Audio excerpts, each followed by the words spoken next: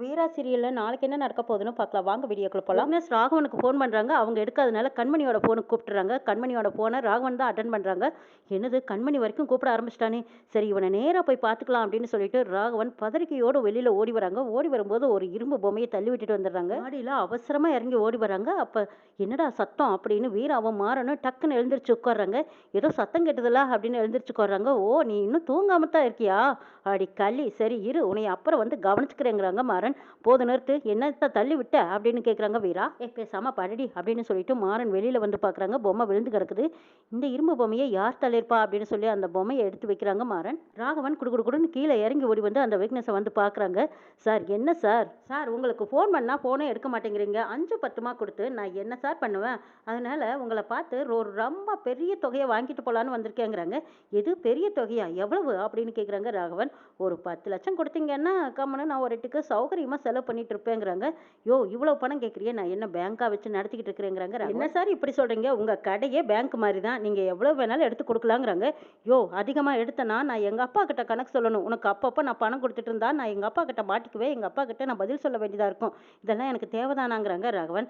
அப்படின்னா நான் போலீஸ்கிட்ட உண்மையை சொல்ல வேண்டியதாக இருக்கும், அது உங்களுக்கு பரவாயில்லையா அப்படின்னு அந்த வீக்னஸ் மிரட்டுறாரு. அப்படி நான் ஒரு பக்கம் அங்கே சொன்னனாலும் எனக்கு அங்கேருந்து ஒரு அமௌண்ட் வரும், நாளைக்கு நான் வரும்போது தனியாக வந்து நிற்க மாட்டேன் சார், அடிக்கடி இப்படி வீட்டு வாசலில் வந்து நிற்கும்படி வைக்காதீங்க சார், நான் கேட்குற தொகையை நீங்கள் கொடுத்துட்டா உங்களுக்கு நல்லது அப்படின்னு மிரட்டிக்கிட்டு 2 பேரும் வாக்குவாதம் பேசிட்டு இருக்காங்க. மாறன் மாடியிலேருந்து வந்து பார்க்குறாங்க. ராகவன் மட்டுமே தெரியுறாங்க. ராகவன் யார்கிட்ட இவ்வளோ சின்சியராக பேசிட்டு இருக்கான், யாருன்னு தெரியலையே அப்படின்னு அங்கங்கே திரும்பி பார்க்குறாங்க. அந்த பக்கத்தில் நிற்கிறவர் யாருன்னு தெரியலையே, சரி போய் கையும் களவுமா நேரடியாக பார்த்துடலான்ட்டு போகிறாங்க மாறன். ராகவன் அந்த விக்னேஷ் கிட்ட பேசுகிறாங்க. இங்கே பாரியா, என்னால் 5 10 மொத்தம் கொடுக்க முடியும், அவ்வளோ தொகையெல்லாம் என்னால் கொடுக்க முடியாதுயா, நீ கேட்குற மாதிரி மொத்த தொகையை எடுத்து கொடுத்தேன்னா எங்கள் அப்பா காரணம் கேட்பாங்க, அதுக்கெல்லாம் நான் கணக்கு சொல்ல வேண்டியதாக இருக்குங்க, தயவுசெய்து என்கிட்ட அவ்வளோவெல்லாம் பணம் கேட்காதேன்னு கெஞ்சிக்கிட்டு இருக்காங்க. என்ன சார் இது, நீங்கள் ஏழை வெட்டு பையன் மாதிரி என்கிட்ட கெஞ்சுறீங்களே, உங்ககிட்ட இல்லாத பணமா, அதுவும் தவிர உங்கள் வீட்டில் உங்கள் பேரில் தான் அதிக நம்பிக்கை வச்சிருக்காருமே உங்கள் அப்பா, அந்த நம்பிக்கை வீணாக போகலாமா? சரி சார், நீங்கள் என்னமோ இவ்வளோ யோசிக்கிறீங்க, சரி களி சாப்பிடணும்னு இருந்தா உங்கள் விதியை யாரால சார் மாற்ற முடியும், விருப்பம் இருந்தால் வாங்க இப்போவே எனக்கு பணத்தை கொடுங்கன்னு கேட்டுட்டு இருக்கிறாங்க. சே, இவன் நம்மளை விட மாட்டான் போல இருக்கே.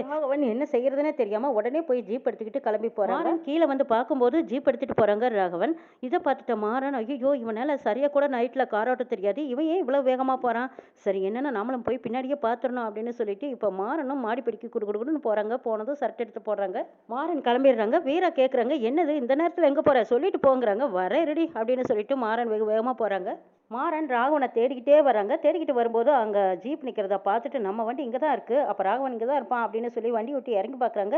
ராகவன் நல்லா போதையில் கீழே படுத்து கிடக்குறாரு. ராகவா என்னடா இது, ஏன்டா இப்படி குடிச்சிட்டு இப்படி கிடக்குற, அப்பாவுக்கு தெரிஞ்சா உன் நிலைமை என்ன ஆகும் தெரியுமா அப்படின்னு திட்டுறாங்க. மாறன், நான் உன்னை யதார்த்தமாக பார்த்துட்டு தாண்டா நான் வந்தேன், இல்லைன்னா அப்பா என்ன தான் இதுக்கும் திட்டுவார், வீட்டுக்கு போகலாம் வாங்குறாங்க. சரி நானே காரில் வந்துடுறேன் நீ போங்கிறாங்க. ஆமாம், ஒரு தடவை கார் ஓட்டியே நம்ம குடும்பம் இந்த நிலமையில வந்து சீரழிஞ்சு நிற்குது, என்னமோ நீ கார் ஓட்டுறேன்னு சொல்கிறியா, பேசாமல் என் கூட வண்டியில் வாடான்னு கூப்பிடுறாங்க. மாறன், டேய் ராகவா என்னை நல்லா பிடிச்சிக்கிடாங்கிறாங்க. நான் பிடிக்கவே மாட்டேங்கிறாங்க. டேய் ஒழுங்கா வண்டியில் உட்காந்து நல்லா பிடிச்சிக்கோரடா, இல்லைன்னா கீழே விழுந்துருவேன், இதுக்கும் சேர்த்து நான் தாண்டா பதில் சொல்ல வேண்டியதாக இருக்கும், மரியாதையா நல்லா பிடிச்சிக்கோரு, நீ எப்பவுமே ஒரு பாட்டில் பீரை கூட மீற மாட்டேங்க, இன்னைக்கு என்னடா 2 பாட்டில் சேர் அடிச்சிருக்கா அப்படின்னு மாறன் கேட்குறாங்க. அந்த விட்னஸ் நினச்சா எனக்கு பயமா இருக்குதுடா, இவ்வளவு நாளாக கட்டி காப்பாற்றின மரியாதை எல்லாம் காற்றுல பறந்துடுமோன்னு எனக்கு பயமா இருக்கு, அப்பாவுக்கு மட்டும் இந்த விஷயம் நான் தான் இப்படி ஒரு தப்பு பண்ணேன்னு தெரிஞ்சா உன் மேலே காட்டுற கோபத்தோட என் மேலே அதிகமாக காட்டுவாரடா, அப்பா என்னை சுத்தமாக வெறுத்துடுவாரு, கண்மணி இருக்கிறல்ல அவ என் மேலே உயிரியே வச்சிருக்கா, நான் தான் உலகம்னு நினைச்சிட்டு இருக்கிறா, அவளுக்கு இந்த விஷயம் தெரிஞ்சா என்னை விட்டு போயிடுவாடா, என்னோட லைஃபும் மொத்தமா காலி ஆயிரும், எனக்கு நினைச்சா பயமா இருக்குதுன்னு ராகவன் சொல்லிட்டு இருக்காங்க. டேய் அப்படியெல்லாம் ஒன்றும் நடக்காதுடா, நான் தான் இருக்கிறனால நான் உன்னை அப்படி விட்டுருவேனா, உன் வாழ்க்கையை நான் பாதுகாக்க வேண்டியது என்னோட பொறுப்புங்கிறாங்க. மாறன், ஏதோ இவ்வளவு நாளா கொஞ்ச நாளா அமைதியா இருந்தேன், இப்ப பழையபடி ஆரம்பிச்சிட்டியாடாங்கிறாங்க. ஆமாண்டா, எல்லாத்துக்கிட்டையும் மன்னிப்பு கேட்கணும் போல இருக்கு, கண்மணி என்னை மன்னிச்சிடு அப்படிங்கிறாங்க. டே பேசாம வாடா, நம்ம ரோட்ல வந்துட்டு இருக்கோம், மானத்தை கெடுக்காதீங்கிறாங்க. மாறன் தட்டு தடுமாறி மாறன் எப்படியோ ராகவனை வீட்டுக்கு கூட்டிட்டு வந்துட்டாங்க. வந்ததுமே டே அப்பா இருக்காங்கடா, ஒழுங்கு மரியாதையாக நடத்துக்கோங்கிறாங்க. சரி சரிடா அப்படின்னு சொல்கிறாங்க. சரி இப்படியே போனீங்கன்னா கண்மணி உன்னை கண்டுபிடிச்சிருவாங்க, என் ரூமுக்கு வந்து படுத்துக்கோன்னு கூப்பிட்றாங்க. மாறன், இல்லை இல்லை நான் அங்கெல்லாம் வரமாட்டேன், என்னோட ரூமுக்கு தான் நான் போவேங்கிறாங்க. மாறன் அவங்க ரூமுக்கு தான் கூட்டிகிட்டு போகிறாங்க. அங்கே போய் கதவு லாக் பண்ணிக்கிறத பார்த்துட்டு தட்டுறாங்க. வீரா எழுந்திருச்சு, யார் இந்த நேரத்தில் இவ்வளோ வேகமாக கதவை தட்டுறாங்களே அப்படின்னு சொல்லிட்டு கதவை திறந்து பார்க்குறாங்க. ராகவன் மாறன் 2 பேரும் நிற்கிறத பார்த்துட்டு ஐயோ என்னாச்சு அப்படிங்கிறாங்க. வீரா பேசாமல் இருடி அப்புறம் சொல்கிற உள்ளவா அப்படின்னு கூட்டிகிட்டு போகிறாங்க. என்னாச்சு இவருக்கு, சரட்டெல்லாம் மண்ணா இருக்குதுன்னு வீரா கேட்குறாங்க.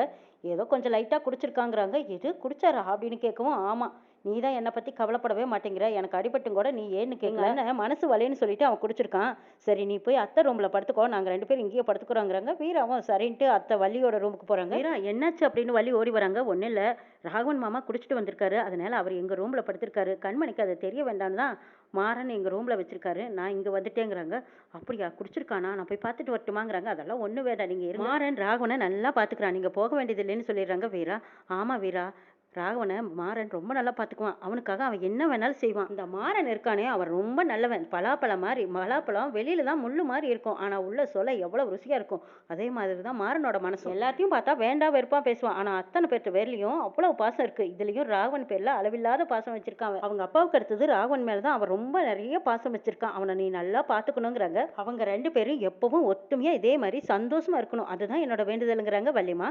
வள்ளிமா அவங்க 2 பேர்த்துக்குள்ளேயும் எதனாலையும் சண்டை வராது. அப்படியே பிரச்சனை வந்தாலும் அந்த பிரச்சனையை தீர்த்து வைக்கணும் தான் நினைப்பேனே தவிர பிரிச்சு வைக்க மாட்டேன், சரியா? வள்ளி சொல்றாங்க, வீரா உன்னை பத்தி எனக்கு தெரியாதா, அண்ணன் தம்பிங்க எல்லாரும் பாசமா தான் இருந்தாங்க, ஆனா இப்ப எங்க அந்த மாதிரி இருக்காங்க. இவங்க 3 பேருமே ஒத்துமையா சந்தோஷமா இருக்கணும்னு தான் எங்க அண்ணனோட ஆசை. ஆனா அவங்க எதுக்காகவும் பிரிஞ்சிடக்கூடாதுன்னு தான் எங்க அண்ணனோட நினைப்போம். வள்ளிமா அதெல்லாம் ஒன்றும் ஆகாது, நம்மெல்லாம் இருக்கோம்ல, எதுவும் நடக்காது, வாங்க போய் தூங்கலாம், டைம் ஆயிடுச்சு பாருங்க அப்படின்னு சொல்லி வள்ளியும் வீராவும் போய் தூங்கலான்ட்டு போறாங்க. ராகவனுக்கு போதை தெளிஞ்சு எழுந்திரிச்சு பார்க்குறாங்க. மாறனோட ரூமில் இருக்கிறத பார்த்துட்டு மாறனும் பக்கத்தில் படுத்திருக்காங்க. டே மாறா, நான் இருக்க செல்ஃபியூஸ் ஆயிட்டேன்டா அப்படின்னு நினைக்கிறாங்க ராகவன். சொல்லவும் முடியாமல் மெல்லவும் முடியாமல் அழுதுட்டு இருக்காங்க ராகவன். அடுத்த நாள் காலையில் மாறனும் வீராவும் பைக்கில் வந்துட்டு இருக்காங்க. வரும்போது வீரா பாட்டுக்கு சிரிக்கிறாங்க. எதுக்கு சிரிக்கிற, சொல்லிட்டு சிரிங்கிறாங்க. ஸ்கூல் எல்லாம் படிக்கும்போது சந்தோஷத்தை பகிர்ந்துக்கணும்னு சொல்லியிருக்காங்க, நீ அது என்னன்னு சொல்லுன்னு கேட்குறாங்க மாறன். ஓ, ஸ்கூலை பற்றி நீங்கள் பேசுகிறீங்களா, அப்போ நீ படித்த ஸ்கூலை பற்றி நீ சொல்லு, நான் படித்த ஸ்கூலில் பற்றி நான் சொல்கிறேங்கிறாங்க. ஐயோ அதெல்லாம் வேண்டாடா சாமிங்கிறாங்க மாறன். அதையும் மீறி உங்ககிட்ட சொன்னா நீ ரொம்ப வருத்தப்படுவேப்பா, அதனால தான் அது சொல்ல வேண்டாம் நான் நினைக்கிறேங்கிறாங்க. எது வருத்தப்படுவேனா, அப்ப என்னை பத்தி தான் நீ சிரிச்சியாங்கிறாங்க. ஆமாங்கிறாங்க வீரா. என்னை பத்தி நினைச்சு சிரிக்கிற அளவுக்கு நான் என்ன கோமாளி வேஷமா போட்டுக்கிட்டு ஆடிக்கிட்டு இருக்கேங்கிறாங்க. ஆமாங்கிறாங்க வீரா. வீரா நீ இப்போ உண்மையை சொல்லலைன்னா நான் அப்படியே கொண்டு போய் லாரியில சொருவினாலும் சொருவிடுவேன், ஒழுங்கா உண்மையை சொல்லுன்னு கேட்குறாங்க.